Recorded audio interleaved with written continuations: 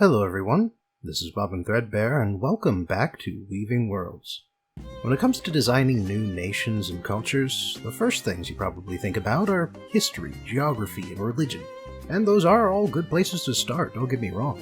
But if that's all you ever develop, then your characters from those cultures are going to be very dry and boring.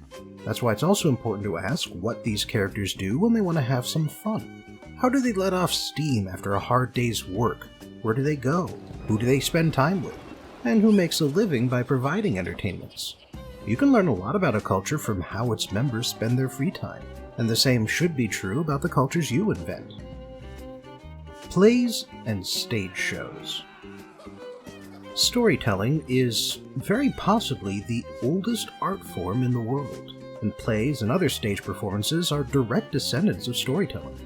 They aren't that much more complicated after all. With a play, you simply formalize things like having the performer stand on a raised platform and having extra people represent different characters. Over time, extra things got added like special effects, backdrops, jokes, costumes, dances, and musical numbers, and as each one of those became more sophisticated, they diverged into their own specialized performances. That's where we get things like stage magic, stand-up comic shows, fashion shows, operas, ballets, and orchestral concerts. Every culture that ever was has some sort of storytelling performance art, even if it's just one person reciting an epic poem to a crowd. And the more sophisticated an aspect of storytelling is, the more likely it is that the culture also enjoys performances that focus on that aspect. Films and television. Films and TV shows are also direct descendants of storytelling performances, which is why they're popular in every society that has the technology and equipment needed to show them. Many of the first films that weren't just experiments with the medium were recordings of stage plays and performances, and then, over time, filmmakers developed things like editing and camera tricks that you can't pull off with a live performance. TV shows made things even more convenient by broadcasting performances directly into people's homes, and online streaming has taken that a step further. Films, shows, and online videos haven't completely supplanted stage performances in modern cultures, or each other, but the lower cost of replaying a film or a video, and the added convenience of getting it at home, have made modern media vastly more popular. Sports, gaming, and gambling. Sports are another activity that every society on the planet has a version of. All children come up with games to play with each other, and adults do the same whenever they have enough time and energy to spare. If a sport becomes popular enough, its players will develop formal rules so that everyone can play on an even ground, and then they'll all start cheating or bending those rules so that they can win. And every once in a while, a sport becomes so popular that people will spend good money and time watching people play instead of playing it themselves. Sports come in a wide variety of categories. Active games like soccer and baseball take place outside or in a large gymnasium, and they demand a lot of physical effort. Parlor games like darts and pool are mostly played indoors, and are much more relaxed in terms of intensity and physical demands.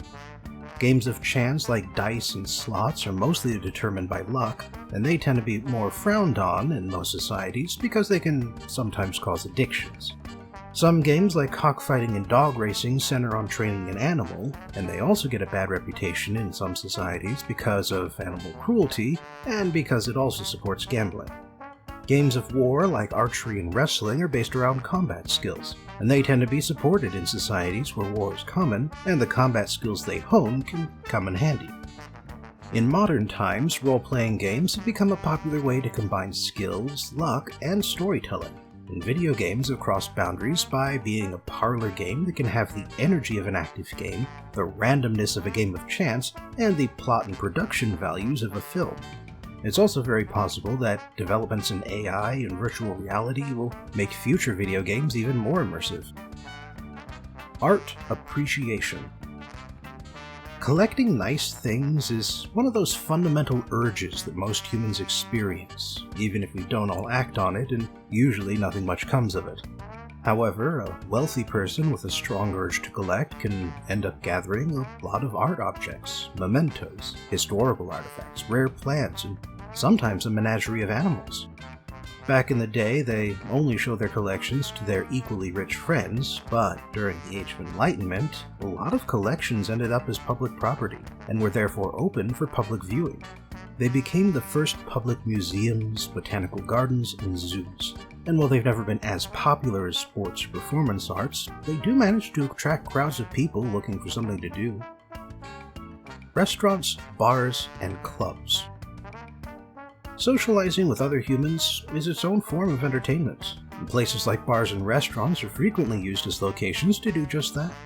The alcohol provided at bars helps people to relax and lose their inhibitions, and that makes it easier to meet someone new and strike up a conversation. At restaurants, you're less likely to meet new people, but it's a place where families, friends, and coworkers go to enjoy food they don't make at home and discuss their lives and their jobs in a neutral location. Taverns and bars are just about as old as the hospitality industry, but whether they exist in a given time or place depends on both how common and how popular travel is. There are plenty of bars that only serve regulars in the modern age, but before the hospitality industry took off, it was more common for everyone to go drink and mingle at someone's house or at parties. For their part, restaurants are another Age of Enlightenment addition, since when a lot of French nobles lost their heads or their lands, their chefs decided to start cooking for the public instead. But with that said, taverns offered food and drink for centuries before that point, and street food is as old as urbanization. Recreational sex and drugs. Recreational sex and drugs are widely considered vices, activities that people generally don't talk about in polite company, but which a large number of people engage in either with the right company or behind closed doors. There are a few reasons for this view. Unprotected sex and drug use can lead to diseases, unwanted pregnancies, and a risk of addiction. These activities can also open you up and leave you vulnerable in a way that can lead to a public humiliation, or else someone could take advantage of you in your altered state. For these reasons, many societies make strong drugs and prostitution illegal, on the grounds that they are not victimless crimes because you are victimizing yourself, or possibly the sex workers. However, because of the strong draw of these activities, they are relatively common even when illegal, and are often the primary source of income for organized crime. Cultures concerned with at least the appearance of virtue will tend to make more vice recreations illegal, and while this does tend to reduce their use, it also empowers criminal networks. Toys and child entertainments. Children have different needs than adults when it comes to entertainment. They have growing minds and bodies, and so their needs shift as they move through the various stages of development. Very young kids like toys that have strong colors and that help them learn to control their bodies, and just about any sort of stories and performances of any quality can entertain them. Older kids often focus in on one story or movie at a time, and they'll keep rewatching or rereading it over and over again until they memorize all the details. They also learn how to socialize at this time. Group activities like team sports, school, and clubs are organized specifically as a way to get kids to spend time with each other with some adult supervision. Of course, kids can also end up getting a head start on growing up by being put to work in fields and factories or in the streets of an uncaring city. Whether or not this happens is based on a few different factors, such as a family's wealth, the legal age of adulthood, the culture's views on parenting, and the type of government in charge of a nation. Fairs, conventions, and other gatherings. Some entertainments you can enjoy day after day, but others are special events that only come around for a few days every year. They include every kind of entertainment I listed above and more, and they pack everything into a small area for a few days, or else they create a destination where people from around the nation or around the world can visit and enjoy a few special days on their own schedule. The atmosphere of celebration can cause people to indulge themselves more than usual, or try things they wouldn't otherwise try. And these gatherings can also be opportunities to learn new things, for companies and artists to show off their works, or to meet other people with a common interest. Religious entertainment. Everything I've mentioned to this point can be done either for its own sake or as part of a religious ceremony. The first medieval fairs were based around holy days. Greek plays were performed to honor Apollo.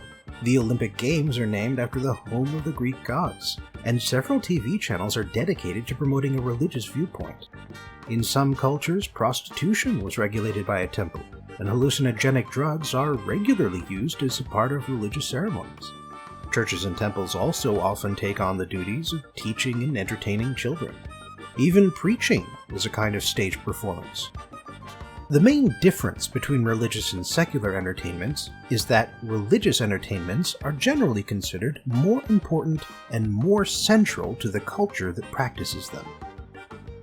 Upper class and lower class diversions. The last thing I'll discuss is the way that entertainment changes between a culture's upper and lower classes. Some entertainments are held in common by everyone within a culture, such as American football in the United States, but others are frowned upon by members of the opposing class as either too rustic and crude or too snooty and pretentious.